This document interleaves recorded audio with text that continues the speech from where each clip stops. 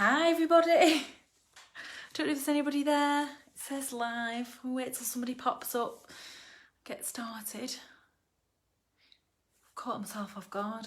I'm about a minute late. Oh yes, there's people there. Hi everybody.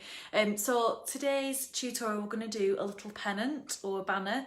I've just slid this on a knitting needle and in my haste, I don't know where the heck the evening's gone. I just need to put some ribbon on this, but this is the idea.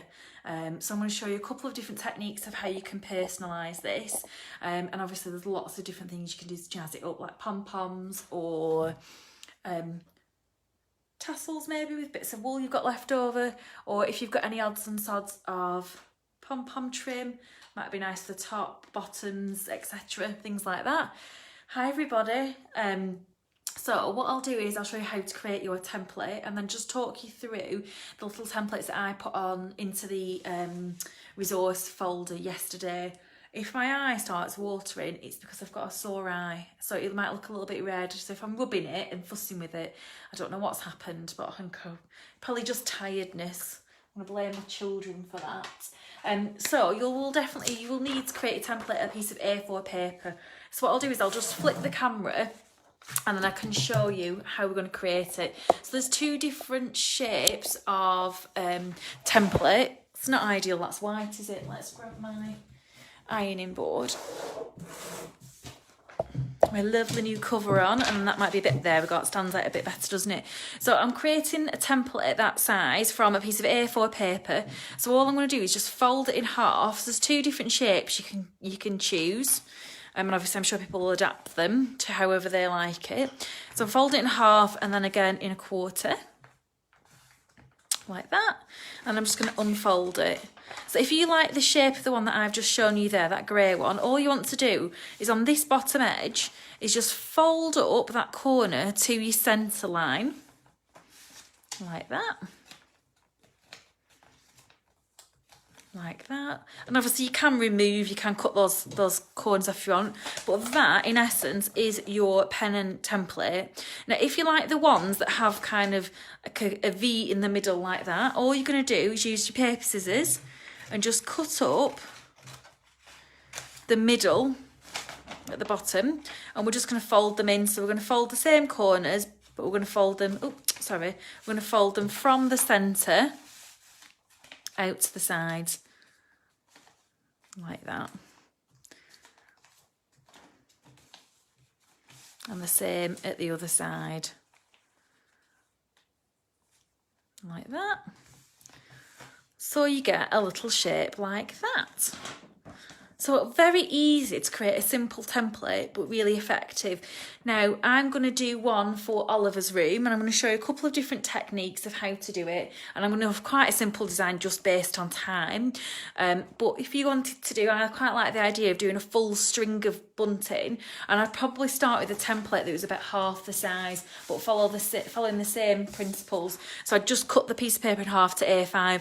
I'll do the same folds, and I'm going to do DAISY and so on for Daisy's name. So the only thing I'd do slightly different is how I hung them. I'd probably hang them on twine. But whatever size you start with, if you're going from A4, A5, A6, depending on how tiny you want to make them, that's the kind of general idea to get your size. So I've pre-cut my fabric, so all I've done is just cut it to the size of my A4 piece of paper, and then I just need to take out that that shape depending on which one that I fancy going for. I think I'm probably going to go for the first one where I've got my sides like this.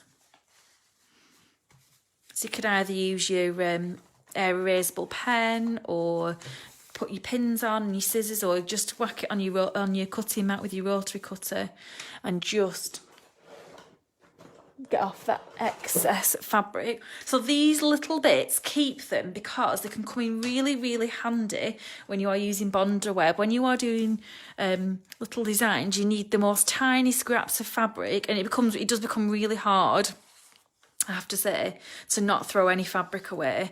But it's not a bad thing, because at least it wouldn't be going into landfill. So I'm just going to trim those corners off, and I'm going through both layers of my fabric, so front and back of my little banner.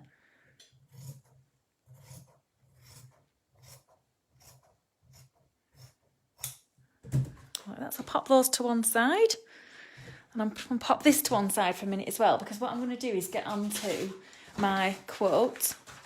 So I've got a couple of different things. I've got quite a complex quote. Now, if anybody's seen these on the Facebook sharing group, you probably, the resource album, you probably think I was going mental, because obviously, of course, they are back to front. So if you are using bondaweb to create your design, to get quite complex shapes, you need to make sure that your design, if it is letters or numbers, is in reverse. So I'll show you a couple of ways. And if you are using something as simple like felt, then of course you can just do them the right way around, because you'll be putting them on the right way around. So if you don't have a printer and you struggle with things like this, what I thought I would do is just show you how you could use it on the iPad and just draw straight from your screen. Now, I'm not very technical, so it probably could go all wrong here. So I've still got the design in reverse.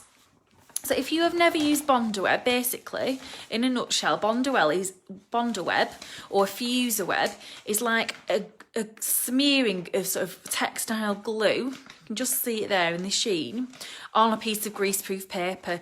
Now it does quite a few things. So it's a fabulous product, is FuseWeb or bondaweb. So bondaweb basically is a brand name. FuseWeb is actually what it is.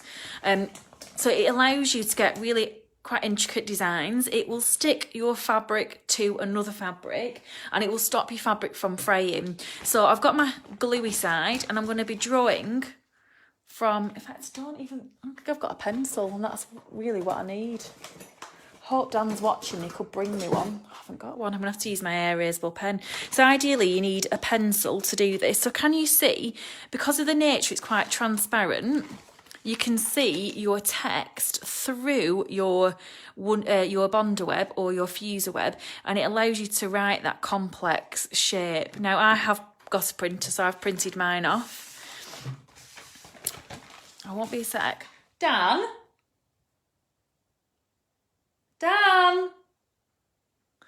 No, he's not listening. I've no hopes of getting a pencil. So a pencil is ideal because it will allow you to draw on the greaseproof paper. If you've got something like a biro, it's not so easy to work on the paper because it just starts to resist it. I'm going to use my erasable marker, but it's definitely not ideal. I should be using a pencil. So all I'm going to do is I'm just going to draw around my shape.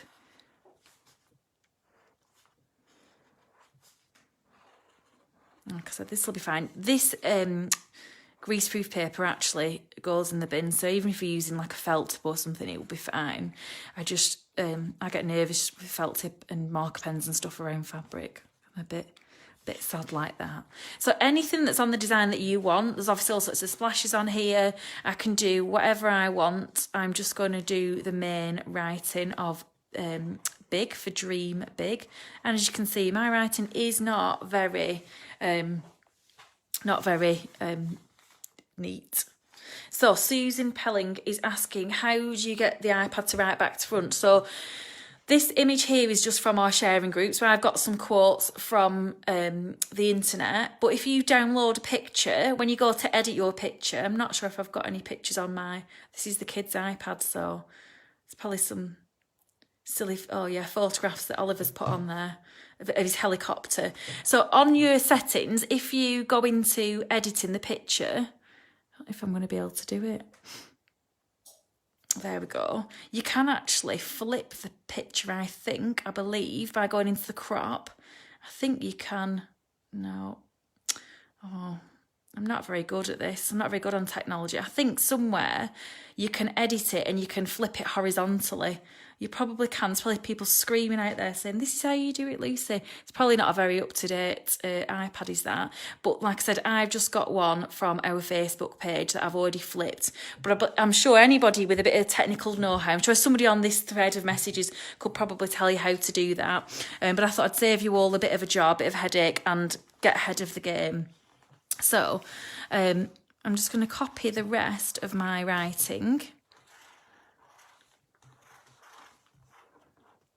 So I'm doing this probably in a little bit of a wasteful way because I've done it right slap bang in the middle of a piece of bondaweb, and there's obviously lots of space in between. Now you can cram your letters as close together and your shapes as you want,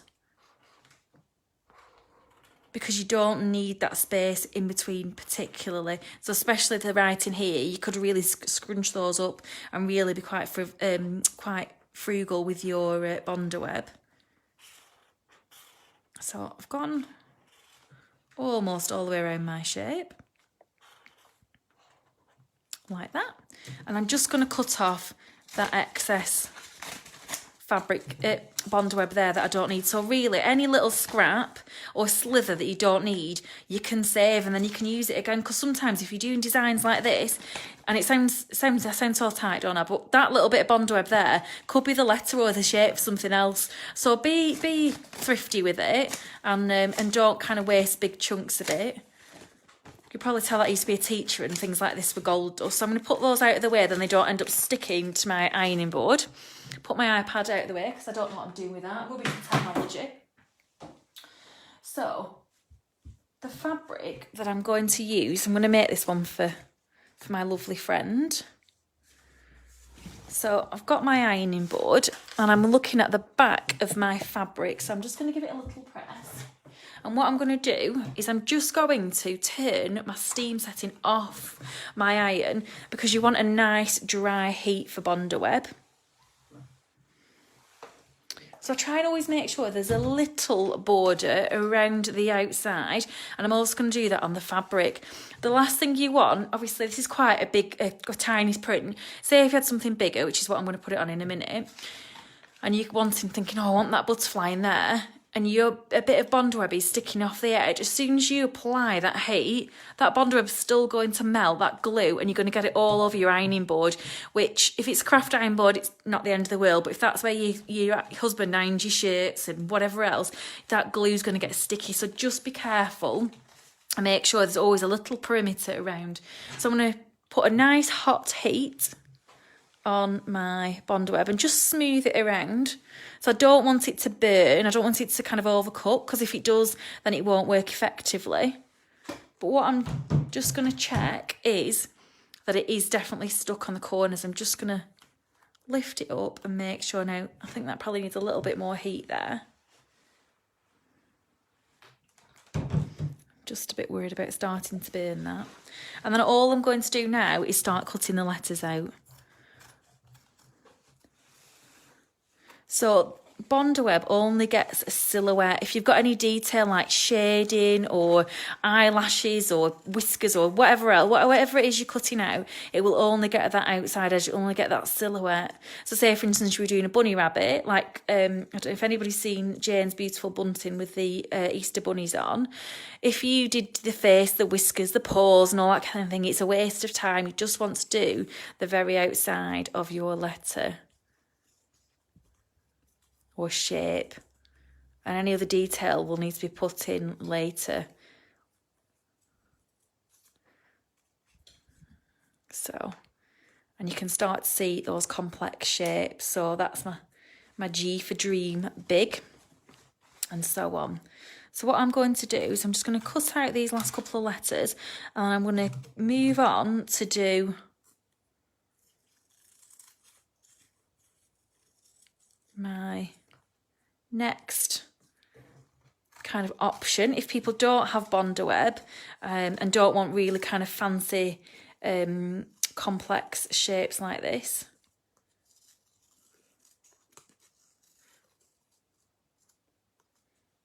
and of course, just to get in the middle, just fold it in half, give it a little snip, get your scissors in there.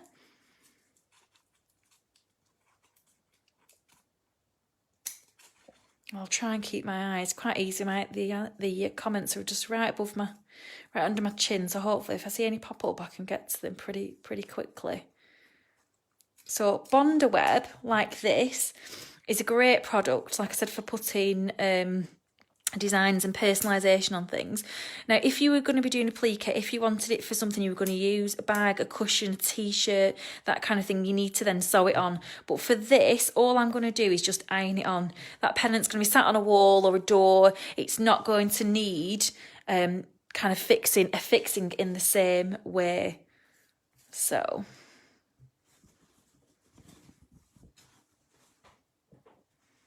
is there a right or a wrong way? I don't think there is.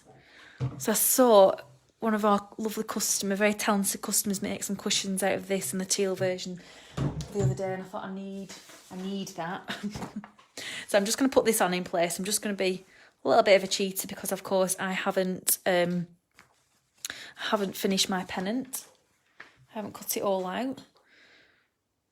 So kind of deciding where it's gone. Make sure it lines up with my template. It's going to be roughly central. And then what I'm going to do is I'm just going to peel back that greaseproof paper. This is probably going to be super hard to show you here, but what I'm feeling for is that the glue is no longer on here. So this feels smooth on this side and on this side now. I don't know if you can just see that. Oh, it's for, hopefully you can. That the glue has now transferred onto the back of my fabric. So what that heat does is it melts it into the fabric, and I'm going to put that to the fabric sides down. This is probably the hardest bit of it. It's a bit like double-sided tape, peeling your letters off. But every time, just check. If you peel it back, and you can still feel that glue on here and you can't see it on there, or as you pull it back it looks a bit cobwebby, then you might just need to apply a little bit more heat, but that's all. There's just the danger of overcooking it and it not being effective. Again, just checking. Yep, that looks good. So in fact I'm going to want that bit further down because I've got dream to put on, haven't I? So this fish will always be prepared. I was so hungry I came straight in and made tea. So I'm going to be really careful now because, of course, I've got quite fiddly little shapes. So I'm just going to gently iron that on. If you kind of go in like you do with your normal iron, what can happen, and I have done this before, is you flick up a bit of your letter, it curls, and then you do it with a scrunched up bondaweb, yucky stuck letter to the bottom of your iron. Obviously, that's just complete disaster. Oh, now Dan's watching. And he could have got me a pencil, couldn't it? So that is really simply how to put on on bondaweb, a design onto another fabric. Now, of course, I'll finish that. I'll get my dream on, but I'm just going to show you another option in case you haven't got bondaweb or you want to do something a little bit more simple. So I've got my flag for Oliver, and I'm just going to take one layer away, and I'm going to work on the front. So you can either do this once you've put your flag together, or once you have sewn it up. So I've just got a little bit of felt here. So I want to do a bit of a dinosaur design for Oliver. So I'm going to put these fabrics together, and I'm going to use this royal blue felt for my main letter, and I'm going to create some shapes out of this contrast fabric and pick out maybe some dinosaur paws or something like that. Not dinosaur paws, but dinosaur sort of footprints and leaves or some spikes and things like that. So again, I could have done the same thing. I could use bondaweb, or of course I can just use my faithful old textile glue.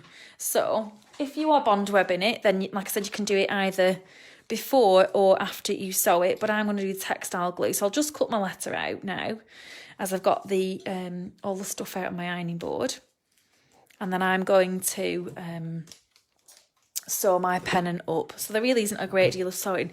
I think this is a lovely one to do with children, especially if you're losing the will a little bit with all of this rain and homeschooling and stuff, to maybe make them a nice little banner for the learning area or something like that, or just change it up a little bit, give them something different to do. Because of course, hopefully you can trust some of your fabric scissors and some felt and do some straight line sewing. I'm sure there's something educational in there somewhere.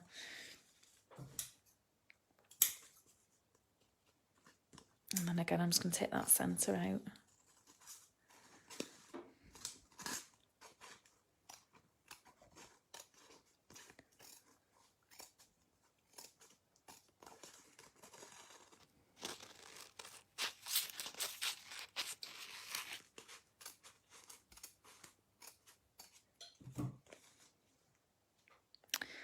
So, got my little letter there.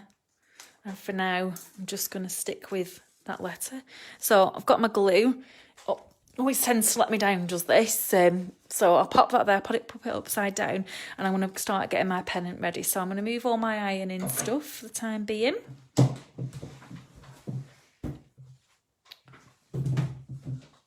Grab my sewing machine. So it's just a really simple 1 centimetre seam allowance, straight stitches, nothing too fancy. And what I'm going to be doing is just showing you where we'll need to leave the gap to turn the flag the right way around, and also slide your dowel or your pencil or knitting needle or whatever you're using to create the flag. So I'm going to be going along the top, and then I'm going to be leaving a little gap. Now I'm probably going to leave a good 2 centimetres from my sewing line down here at either side to create a channel, and obviously to allow myself to turn that flag. So if you're doing felt designs, it's probably worth just holding back on sticking them on, because you've got to turn them through quite a small gap now. So I'm just going to do my 3 stitches forwards and then 3 reverse, just to secure it all. Didn't think my needle was threaded then.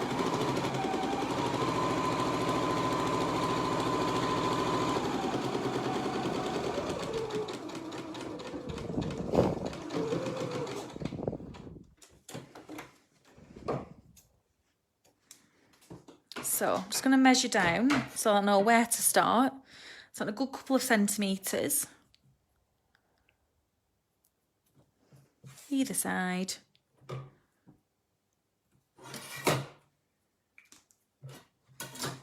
And I'm going to start here and go down one side and around across the bottom, and then back up the other side.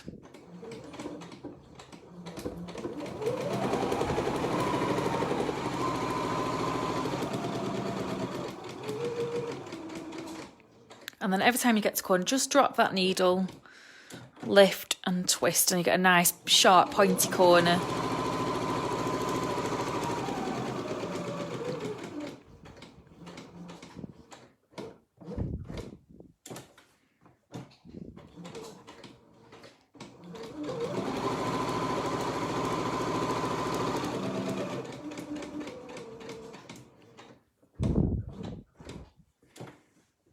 Back up that last side now.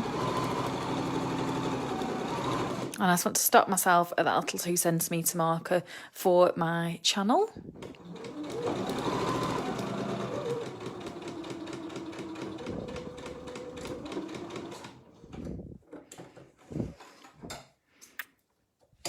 So pop that back a minute, because we're going to bring the ironing board back in a minute. So I'm just going to take off the excess fabric at the tip of the flag so I get a really nice point.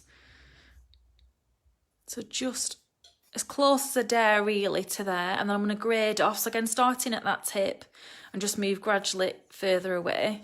And the reason I'm doing that is just to reduce the amount of bulk that's in there. So at the corners, obviously it's not, at the sides, it's not quite the same, not quite as pointy, but I'm still going to take off that excess fabric so I don't get kind of a lump or a bulk.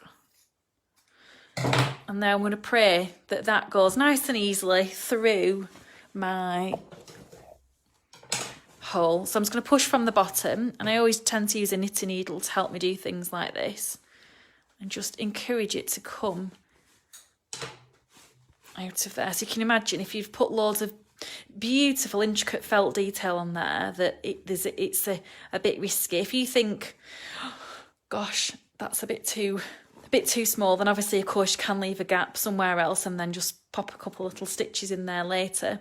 If you've got a bondaweb design on, it might come a little bit unstuck in places when you've given it a bit of rough and tumble, but it will just iron back into place. So don't worry if you start finding that little bits of your letters or shapes are coming a little bit unstuck. So grab the ironing board back.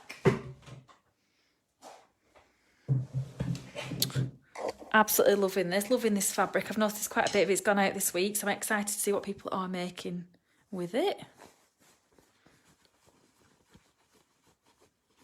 And just encourage those points at the bottom and at the sides to come out. And then the same at the top. So I'm going to give it a press, and then I'm just going to tidy up those areas there where the hole is, because I don't want, obviously, a little tuft of raw edges poking out. So just rub at your seams so that it sits nicely on the seam when you press it.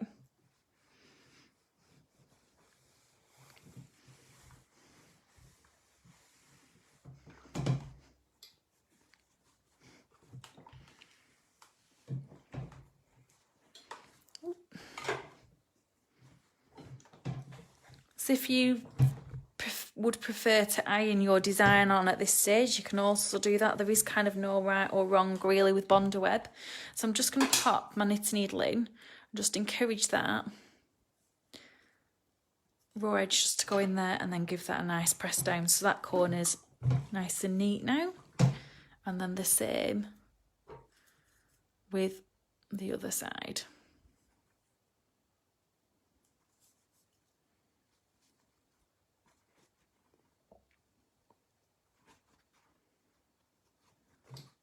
That and give it a nice press. I've got one more line of stitching to do, and what I'm going to do is I'm going to sew a line just along here so that when my dowel or your pencil knitting needle in, it's not kind of baggy, it's got a nice neat channel to sit in. Now obviously it depends on how big your cane is, your stick, how wide it is, but I'm just going to do it around the 2 centimetre mark, which is just kind of where I left my gap.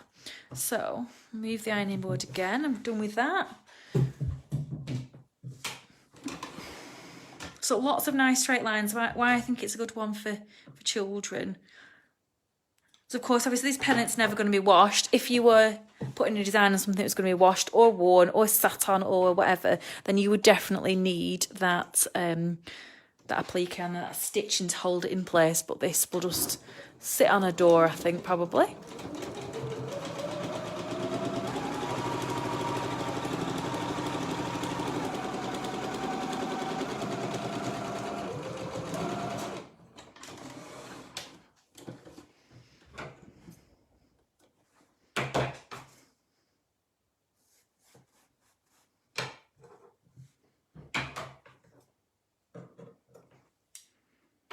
So of course, things like if you wanted to put some pom-pom trims on, you could either use your fabric glue, hand stitching, or of course you could just tack that into place using the technique I showed you the other week when we did the draft excluder. You could obviously catch it in. I think it would probably look quite cute down here at the sides.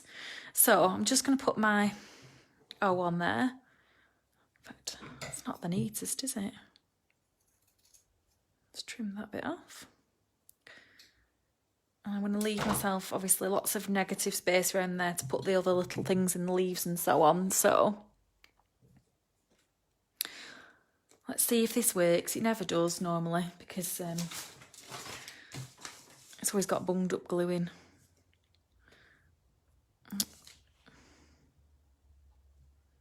It'll probably work the second I go off live.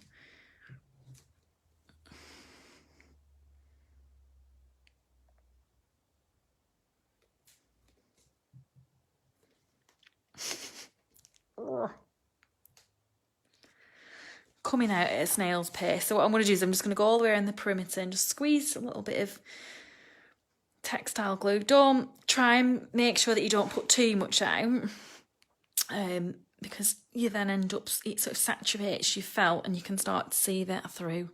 Oh God, I think this might take till next Wednesday. So let's see if we can get a bit more on this side. I'm sure I've got a new one somewhere as well. I need to just bite the bullet and stop being tight, trying to use up all my old glue. That'll hold for 5 minutes while I show you the finished results. So, hope that you liked that tutorial. So, obviously this looks a little bit boring, doesn't it? But lots of scope to use my bondaweb to get some nice leaves on there, down to footprints, little spikes or whatever. or obviously, of course, you can do your nice complex designs. So especially I think when we all need a bit of a pick-me-up, it can be a really cute little gift or a little gesture for somebody, ideal for birthdays. Now I mentioned that I'm going to do some for Daisy for her birthday, some little miniature ones. So rather than putting my pole through, all I'm going to do is use my doll needle and thread through some twine and just slide them on a bit like a garland or a set of bunting. So I'm going to do some little miniature ones. So it's a case of watch this space for that. Birthday's on Monday, so nothing like last minute. I hope you like this tutorial, and I will look forward to seeing you all next Wednesday, where we're going to make a machine mat / cover. So a bit more to it, a bit more technical than this one. So I'll pop on what materials you'll need to get yourself going, and please tag us and pop these on the sharing groups. Can't wait to see how you guys interpret these. Thank you for watching, and I will see you all next week.